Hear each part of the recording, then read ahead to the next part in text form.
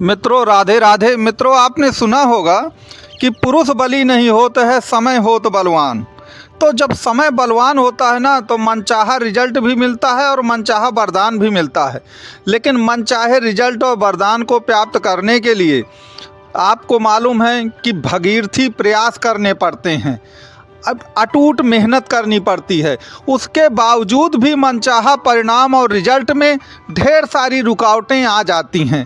तो वह रुकावटें कैसे आती हैं, क्यों आती हैं, और मकर राशि या मकर लग्न में वो रुकावटें क्या हैं, उनको हम कैसे दूर करेंगे, इन सब की चर्चा आज के हम इस वीडियो में करेंगे। आप इस वीडियो को पूरा देखते रहिए। जितनी भी दिक्कतें आप फेस कर रहे हैं इस समय, वो सभी दिक्कतें आपकी ख़त्म हो जाएंगी अगर आपने इस वीडियो को पूरी तरह से देख लिया, और आपका जीवन धन्य हो जाएगा। तो मित्रों आप इस वीडियो को पूरा देखते रहिए, और ज्योतिष से संबंधित आपका कोई भी प्रश्न हो तो नंबर दिया गया है, आप इस नंबर पे कांटेक्ट कर सकते हैं, चार्जेज लागू रहेंगे। तो मित्रों हमको मालूम है कि मनचाहा जो वरदान है या मनचाहा जो रिजल्ट है वो इस कलयुग में दो ही ग्रह हमको देते हैं। एक है राहु जो कि कलयुग के देवता हैं, बिल्कुल पूरी तरह से आधुनिक युग के देवता हैं, लग्जरी के देवता हैं, और दूसरे शनिदेव हैं जो आपको मनचाहा वरदान देंगे। अब इसमें दिक्कत क्या आ रही है, मेरे पास ऐसे बहुत सारे कमेंट्स आते हैं कि महाराज पंडित जी आप तो बहुत अच्छा सब कुछ बता रहे हैं, लेकिन जीवन में तो सब कुछ विपरीत होता चला जा रहा है।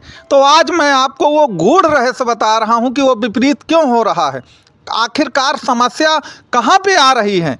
जब तक हम उस समस्या का निदान नहीं करेंगे तो याद रखिए हमको मनचाहे रिजल्ट और वरदान प्राप्त नहीं होंगे।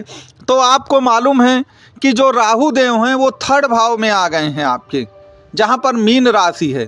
तो इस समय उनका जो गोचर है वो 3य भाव पे चल रहा है, जहाँ पे मीन राशि है। और आपको मालूम है कि मीन राशि कौन सी राशि होती है, एक तो ये 12वें भाव की राशि होती है, क्योंकि 12 लिखा है, काल पुरुष की कुंडली के अनुसार 12वें भाव की राशि है। दूसरा, मीन राशि को द्विस्वभाव राशि कहा गया है। यहाँ पे समझिएगा ट्विस्ट क्या है, ये द्विस्वभाव राशि है। द्वि का मतलब होता है दो का, तो द्विस्वभाव का मतलब होता है दुविधा, असमंजस, ठीक है, एक प्रकार से कंफ्यूजन की स्थिति में आ जाना। तो याद रखिए ये जो मीन राशि होती है ना, द्विस्वभाव राशियाँ, वह कंफ्यूजन प्रयुक्त करती हैं। ऐसा मान लीजिए कि जैसे आप कुल मिला के 2 नावों की सवारी एक साथ, अपने पैरों को 2 नावों में रखे हुए हैं। तो यदि आपने कंफ्यूजन को हटा दिया और मोह माया के चक्कर में नहीं पड़े तो याद रखिए आपको 100% कुल मिलाकर के लाभ मिलेगा। उदाहरण के तौर पर मैं आपको बता दूं कि जो भी ये मीन राशि होती है जहाँ पे राहु बैठे हैं ना, तो द्वि का मतलब होता है दुविधा, असमंजस में पड़ जाना, कंफ्यूजन हो जाना। तो आपको लगेगा कि मैं ये काम करूं कि ना करूं, अब बस आप उसी सोच में पड़ जाएंगे। फिर याद रखिए राहु तो मोह माया है, अगर आपका लक्ष्य स्पष्ट नहीं है ना तो आप उस मकड़ जाल में बिल्कुल फंस के रह जाएंगे, इस बात को याद रखिएगा। तो आपको द्वि नहीं बल्कि एक होना है, बिल्कुल एक होना है। जो भी कार्य है उसके लिए या तो 100% यस है या तो 100% नो है, या मत करिएगा कि यस भी है नो भी है। अगर आपने दुविधा वाला कोई काम किया तो राहु देव आपको फंसा के रख देंगे। याद रखें 3य भाव जो है एफर्ट्स का है, बहुत अधिक परिश्रम का घर है वो। तो आपको जो कुछ भी पाना है उसके लिए परिश्रम तो करना ही पड़ेगा। ये जो बताया जा रहा है कि चूंकि राहु आपके 3रे भाव पर हैं या शनि इस भाव पे आ गए हैं तो मकर राशि की उतरती हुई 7.5 है, तो ये हो जाएगा वो हो जाएगा। एक चीज़ याद रखिएगा कि जो शनिदेव हैं वह भी कर्म के स्वामी हैं, और जो राहु हैं वह स्वयं आपके 3रा भाव कहे का है, एफर्ट्स का है, आपके प्रयास का है, संघर्ष का है। तो आप समझ सकते हैं कि आपकी इच्छाओं की पूर्ति तो होगी लेकिन बिना कुछ किए नहीं होगी, उसके लिए अटूट मेहनत आपको करना ही पड़ेगा, तभी कुछ होने वाला है। तो आप एक चीज़ ये याद रखिए कि कुल मिलाकर राहु अगर वहाँ पर बैठ गए हैं तो राहु देव, अब राहु देव में एक चीज़ ये भी याद रखिएगा कि राहु देव हार्ड वर्क को तो कह ही रहे हैं, लेकिन राहु देव हार्ड वर्क से ज़्यादा स्मार्ट वर्क करते हैं। तो आपको आधुनिकता के अनुसार, आज के ज़माने के अनुसार हार्ड वर्क तो करना ही करना है, कुछ ना कुछ स्मार्ट वर्क भी करना है, तभी जा कर के पूरा काम आपका बनने वाला है। और मोह माया में तो बिल्कुल आपको पड़ना ही नहीं है।